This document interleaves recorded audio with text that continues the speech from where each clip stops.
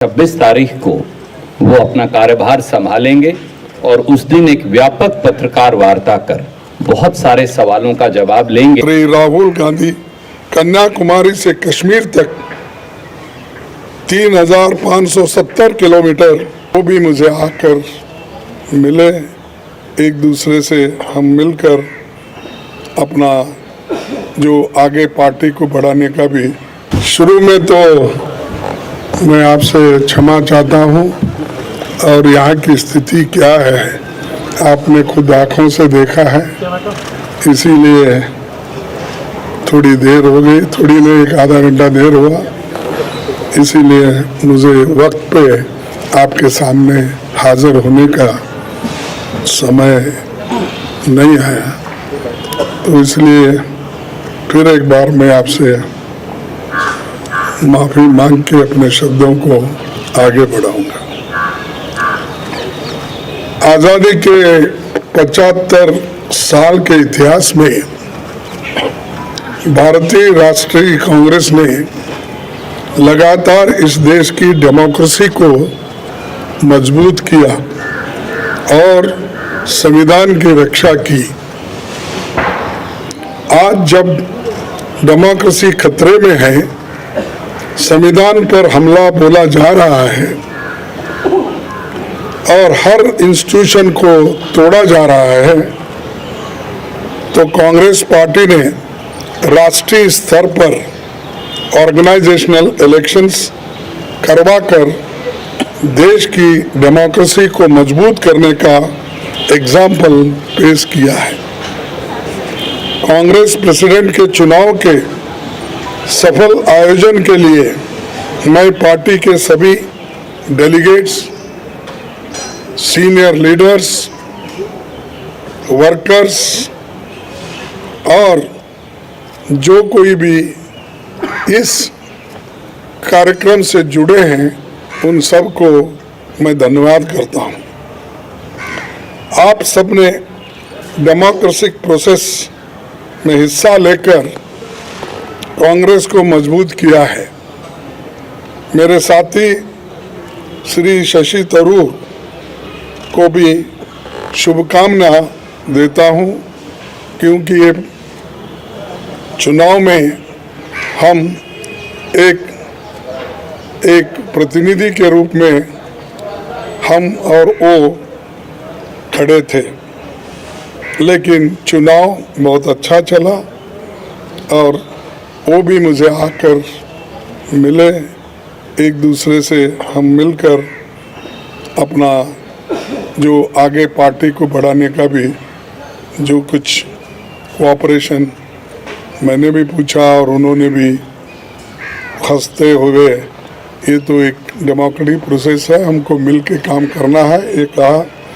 तो इसलिए मुझे बड़ी खुशी होती है, उनको भी मैं धन्यवाद देता हूँ। सभी कांग्रेस कार्यकर्ताओं की ओर से मैं श्रीमती सोनिया गांधी का आभार व्यक्त करता हूं। सोनिया जी ने पर्सनल सैक्रिफाइस कर 23 वर्ष तक कांग्रेस पार्टी के अपने खून पसीने से सींचा है। सोनिया जी की लीडरशिप में न केवल हमने 2 बार केंद्र में सरकार बनाई, बल्कि अनेकों राज्यों में कांग्रेस को रिवाइव किया और राज्यों में भी सरकार उन्होंने बनाई। उनका कार्यकाल इतिहास में याद रखा जाएगा, जो इतने लंबे समय तक पूरा कार्य करके पार्टी को एक शक्ति दी। आज देश में सबसे बड़ी समस्या कमरतोड़ महंगाई यानी इन्फ्लेशन, भयंकर बेरोजगारी अनएम्प्लॉयमेंट, अमीर गरीब के बीच की खाई बढ़ते जा रही है और सरकार के द्वारा देश में फैलाई जाने वाली नफरत। देश की इन समस्याओं के खिलाफ जन आंदोलन तैयार करने के लिए पूर्व कांग्रेस अध्यक्ष श्री राहुल गांधी कन्याकुमारी से कश्मीर तक 3,570 किलोमीटर की यात्रा पर निकले हैं। आज पूरा देश उनके संघर्ष से जुड़ रहा है। मैं कांग्रेस जनों और देश के लोगों से अपील करता हूं कि देश के हित में भारत जोड़ो यात्रा में शामिल होकर श्री राहुल गांधी जी के कंधे से कंधे मिलाकर चलेंगे। उन्होंने मुझे 1 घंटा पहले मुझसे उन्होंने कहा कि आपको अभिनंदन, आप कांग्रेस के अध्यक्ष बने हैं और मैं एक कांग्रेस के सिपाही के नाते काम करते रहूँगा और आगे बढ़ेंगे सब मिलके, ऐसा उन्होंने मुझसे कहा। इसीलिए मुझे बड़ी खुशी होती है कि वो पादयात्रा में रहते हुए वो अपना थोड़ा सा समय मेरे लिए उन्होंने फ़ोन पे बिताया, इसलिए मैं उनका भी धन्यवाद करता हूँ। आज हम सबको मिलकर कार्यकर्ता के तौर पर काम करना है। यहाँ न कोई बड़ा है न छोटा, सब बराबर है। हमें देश के संविधान पर हो रहे हमले और देश की डेमोक्रेसी को ख़त्म करने की कॉन्स्पिरेसी से मिलकर लड़ना है। हमें फैसिस्ट ताकतों से लड़ना है जो कम्युनलिज्म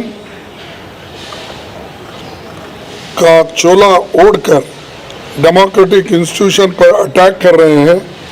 हम संगठन को भी मजबूत करेंगे और इन चुनौतियों से भी लड़ेंगे। दिल्ली की सत्ता पर बैठे हुए हुक्मरान सरकार बातें तो बहुत करते हैं पर काम कुछ नहीं होता और असलियत में उनके चरित्र को 4 शब्दों में अगर मैं बताऊं कि ये है खोखला चना बाजे घना, तो ये उनका काम है। तो दोस्तों, हमारा मानना है कि देश एक तानाशाही की सनक की भेंट नहीं चढ़ाया जा सकता। हमें इकट्ठे होकर इन विनाशकारी ताकतों को हराना है। पार्टी के सभी दोस्तों को संसद से सड़क तक लड़ना होगा। बूथ स्तर पर संगठन के हर साथी को जोर से संघर्ष करना होगा। मुझे विश्वास है कि जैसे आपने मुझ पर भरोसा जताया है और गरीब परिवार में जन्मे एक सामान्य व्यक्ति को, एक सामान्य कार्यकर्ता को कांग्रेस का अध्यक्ष बनाया है, मैं आपके भरोसे पर खरा उतरने की पूरी कोशिश करूंगा। जय हिंद, जय कांग्रेस। मिलेट टाइम्स को आपकी जरूरत है, हमारी आप माली मदद करें।